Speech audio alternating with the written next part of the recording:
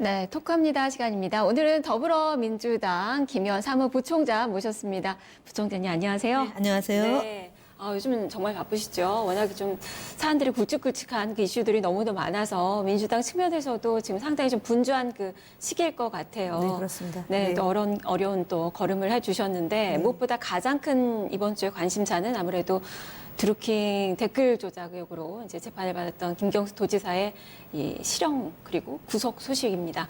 사실 예측을 하지 못했던 그 결과였잖아요. 그러니까, 네, 그렇죠. 먼저 새해 복 많이 받으세요. 네. 인사 먼저 드리겠습니다. 청천벽력이란 말을 네. 이럴 때 쓰는 것 같습니다. 김경수 도지사는 뭐 국민 여러분들이 잘 아시다시피 네. 노무현 대통령의 마지막 비서관이었고요. 그리고 문재인 대통령을 사실 후보 시절, 2012년 후보 시절, 그다음에 2017년 후보 시절에 그 정말 손과 발이 함께 움직였던 그런 분이고 많은 분들의 평가가 굉장히 곱고 선하게 정치를 하는 사람이고 그래서 사실은 김경수 도지사에 대해서 부정적 평가가 사실은 거의 없습니다. 네. 1%도 없는데 이번에 법정 구속이 된 걸 보고 너무 놀랐고 그다음 많은 국민들이 놀라는 것을 목격을 했고요. 그다음에 청와대 게시판에 이제 그 청원도 20만 명이 넘어갈 정도로 이 부당하다라는 그 지적의 여론이 높은 것으로 그렇게 보고 있습니다. 네. 김경수 지사를 지지를 하든 지지하지 않든 이번 결과에 대해서는 상당히 이상하다라는 이례적이다라고 그런 판단들을 많이 하죠. 얘기할 수 있겠습니다. 실질적으로 이번이 그죠 뭐 장애 뭐라고 하죠? 이 컴퓨터 등 장애 업무 방해죄 예. 실형 선고한 적이 한 번도 없었고 네. 현직 도지사가 이렇게 법정 구속됐다는 것도 조금은 의아스러운 점이고 네, 네. 처음에는 사실 뭐 기자들의 그 워딩들이 좀 나왔는데 받아 적은 그런 부분들이었지만 판결문이 어제 공개가 된 걸 보니까 뭐뭐한 것처럼 보인다라는 게 한 81번 들어갔더라고요. 그만큼 이게 정확한 증거라기보다는 개연성으로 이렇게 이제 실형이 선고가 됐다는 건데. 네. 그러니까 공판 중심주의가 이제 참여정부 때 도입이 됐고요.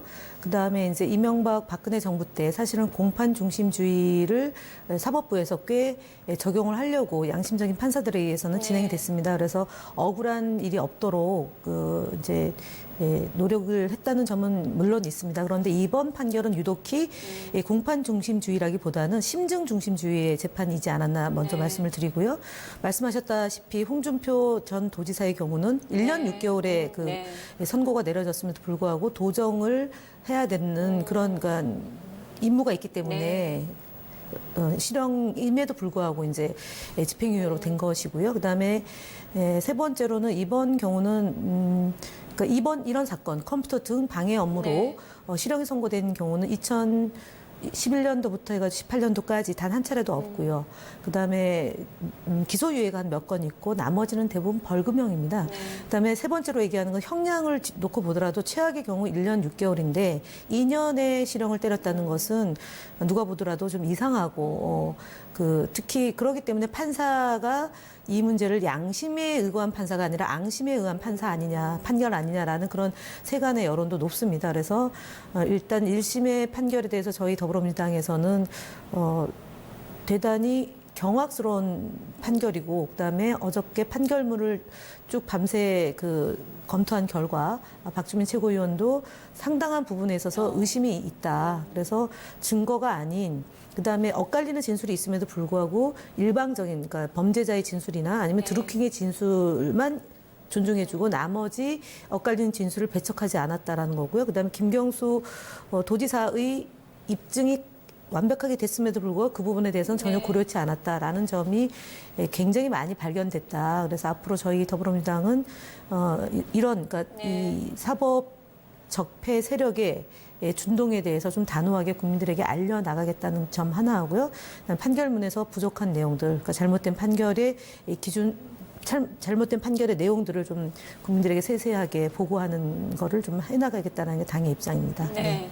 그렇다면 2심 어떻게 결과는 바뀔 것으로 보시는 거예요? 저는 이 사건이 지난해에 특정 언론에서 보도됐고요. 그 다음에 자유한국당의 의원들이 주장하기에 특정 언론과 자기들이 주고받고 있다라는 거였고요. 그 제공자가 누군지는 좀 들여다봐야 될 문제이지만 심증은 가나 물증이 없기 때문에 네. 저희는 그 1심 판결처럼 할 수는 없지 않습니까? 그래서 어쨌든 물증에 대한 것을 더욱더 차곡차곡 쌓아 나갈 것이고요. 실제로 2심 판결에 대해서는 제가 처음부터 이제 김명수 도지사가 이 사건이 이제 발생하고 나서 처음에 이렇게 내용을 들여다보고 함께 이제 이 상황이 어떻게 전개될지에 대해서 같이 걱정을 많이 하고 머리를 맞대 왔었는데요. 제가 볼 때는 2심 준비를 1심에서 조금 여유 있게 했다면 2심에서는 조금 다부지게 한다면 제가 볼 때는 본인도 얘기했지만 시간은 걸리겠지만 진실은 반드시 돌아올 수 있다. 그러고 도정이 공백이 되는 것에 대한 아쉬움과 미안함과 죄송스러움을 어저께 말씀을 하셨는데 곧 도민들과 다시 이 도정을 돌보는 김경수 도지사로서 자리를 잡지 않을까 싶습니다. 네.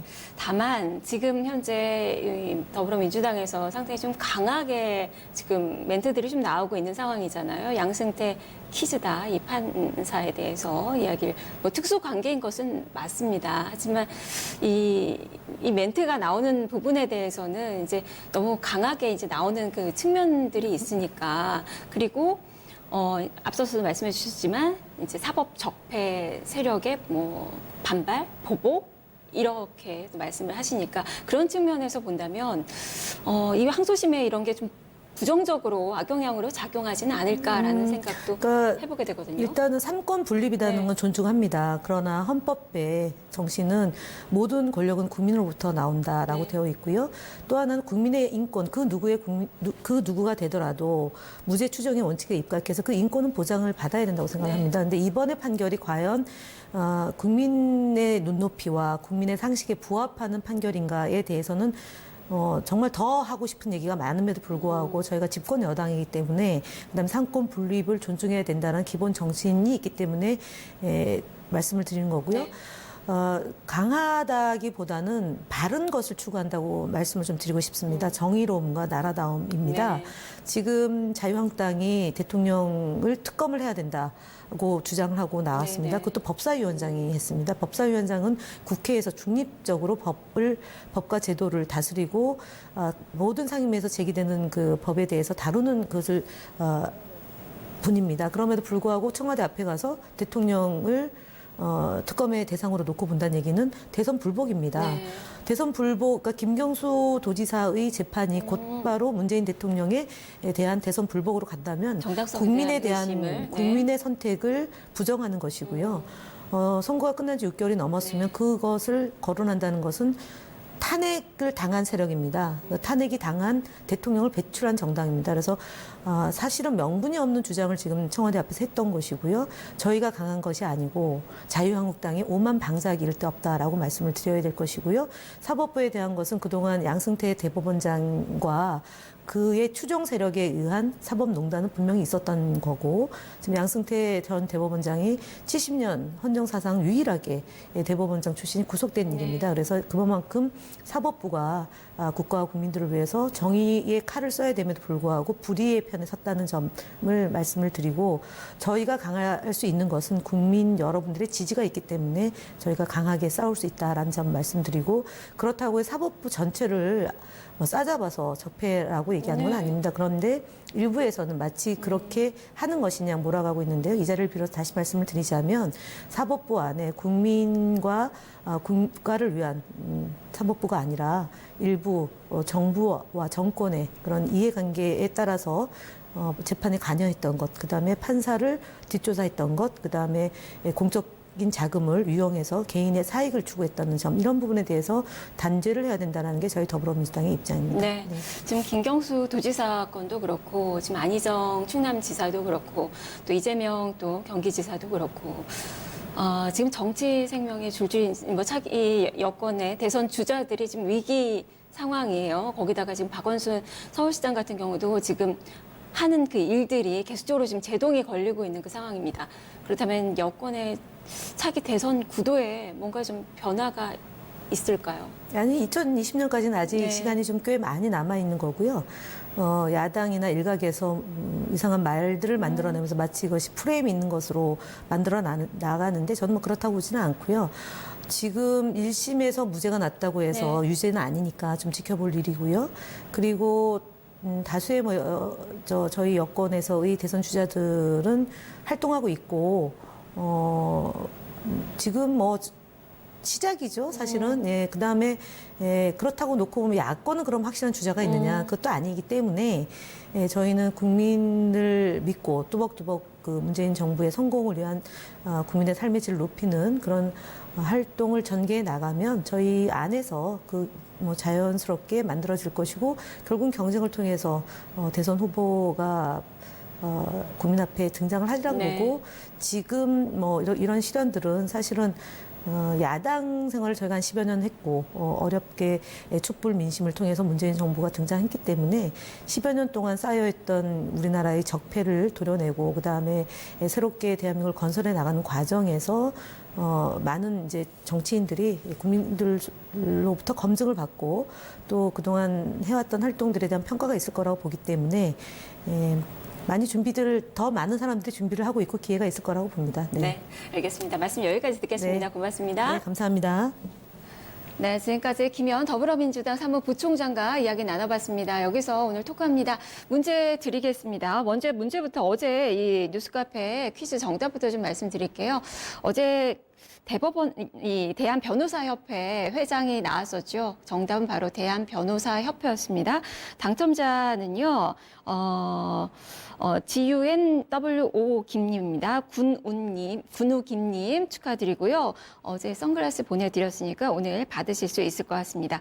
자, 오늘 문제 이어서 드릴게요. 하급 법원에서 받은 제1심의 판결에 불복할 때 그 파기 또는 변경을 직접 상급 법원에 신청하는 일을 무엇이라고 할까요?가 문제입니다. 판결에 불복하는 그 절차고요. 1심 판결에서 불이익을 받은 사람들이 이거를 할 수 있습니다.